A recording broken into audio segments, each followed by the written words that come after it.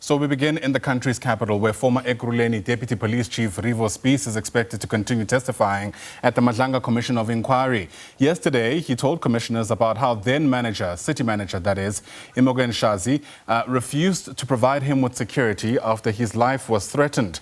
Now, Spies testified how a threat assessment report conducted by the State Security Agency confirmed that Acting Police Chief Julius Mkhwanazi and his officers were allegedly plotting to hire hitmen to kill him.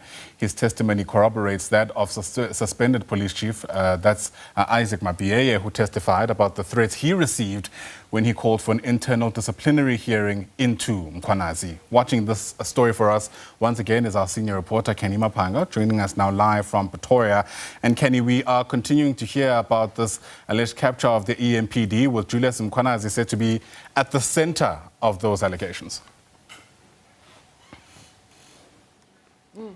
Indeed. Good morning to you, Ayanda, and to the viewers at home. We expect that at 9:30 a.m. this morning, that is, the retired EMPD official, Revo Spies, will return to the stand. And where we left off after the early adjournment yesterday was the alleged consequences that followed after the attempts to investigate or probe this Brigadier Julius Mkhwanazi and the alleged extent to which he meted out benefits to criminal cartels, and as well as the extent to which he created an environment in which alleged criminality could thrive within the Ekurhuleni Metro Police Department officials. As you've correctly stated, Ayanda, where we left off was about the death threats that followed, and it is in harmony with a suspended police chief, let's put it that way, rather, Jabulani Isaac Mapiyeye, who stated that when they went to advanced efforts to, investigate or probe or have a probe succeed against Brigadier Mkhwanazi, that is when consequences followed. We heard from Mapiyeye, he stated that, or alleged rather, that the city manager, former city manager, Dr. Imogen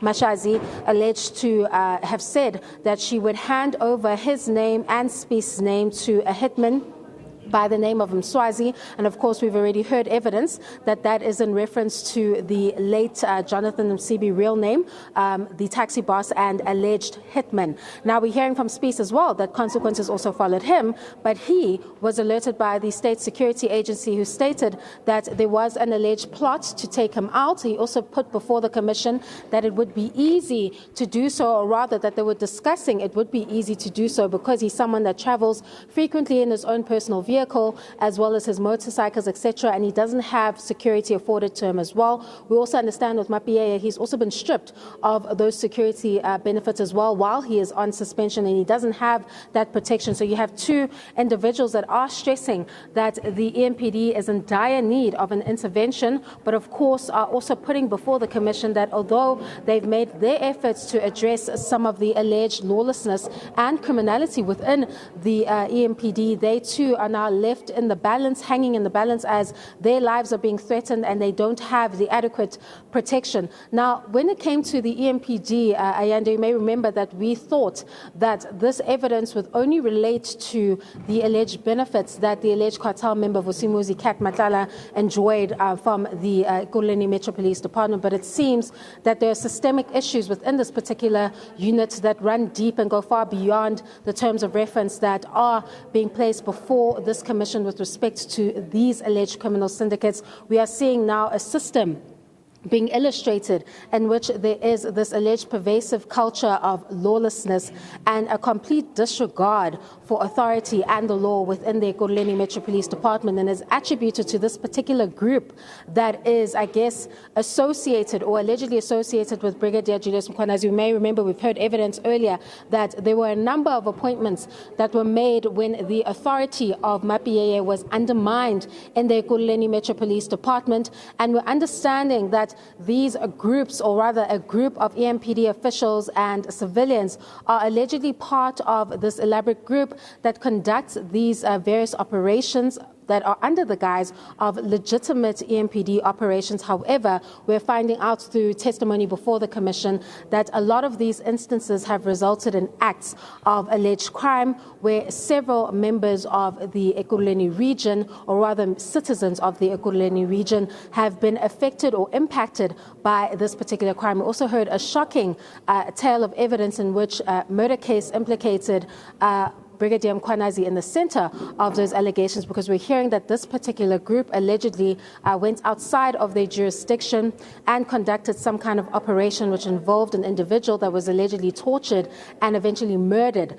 allegedly by this particular group. And what we're hearing from the evidence that was given by Spies is that when they called for assistance or from Mkhwanazi, he allegedly came to the scene in his white polo and he allegedly cleaned it up. So essentially showed them how to get rid of that particular body, place it in the bakkie, and then of course dump it in a river. We're understanding that most of the cases that involve these alleged groups of EMPD officials and civilians that are allegedly conducting these, illegal acts under the guise of legitimate operations. We know that several of those incidents have been placed before the IPID, that is the police watchdog. However, some of those cases remain stagnant and those officers are yet to be charged in those particular matters. So the alleged rot within the Ekurhuleni Metro Police Department clearly runs deep according to the evidence we've heard so far before the Commission, and we expect that Spies will continue to elaborate further on this at 9:30 a.m. in the morning. Over to you in studio. And we'll certainly be watching the build-up to that point. For now, Canny Maphanga, live to us there from Pretoria. Thanks very much indeed. All right. Madlanga Commission of Inquiry is back in session. These are live visuals with Revo Spies back in the hot seat. Let's listen in. The subchapter in your statement on death threats that you had received. We are now moving on to a new topic, and that starts at page 22 of your statement. And it's under the heading Criminal Record Vetting Process. Have you located the place? Yes, Commissioner. Okay. If you could pull the microphones closer to you. Thank you. You deal with this from your paragraph 47 up to 52. So let's have a conversation about those paragraphs before we deal with your subtopic regarding systemic concerns with the vetting process. Okay? Go ahead. Thank you. Commissioners, during 2020 and 2021, we as municipal police also attend the Portfolio Committee of Policing in Parliament, and there was remarks and questions made by the Portfolio Committee that it looks like municipal police members are not vetted and there are not criminal checks done against them.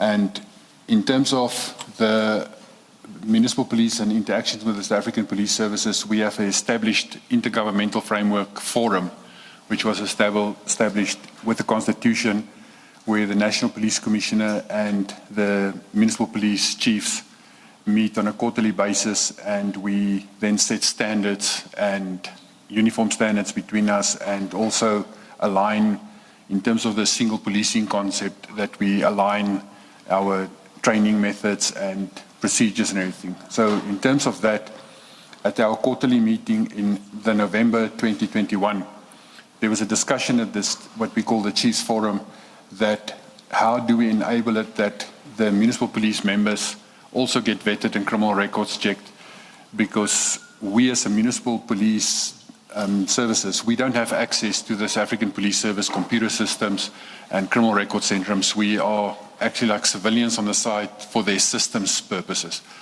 And it was then agreed that we will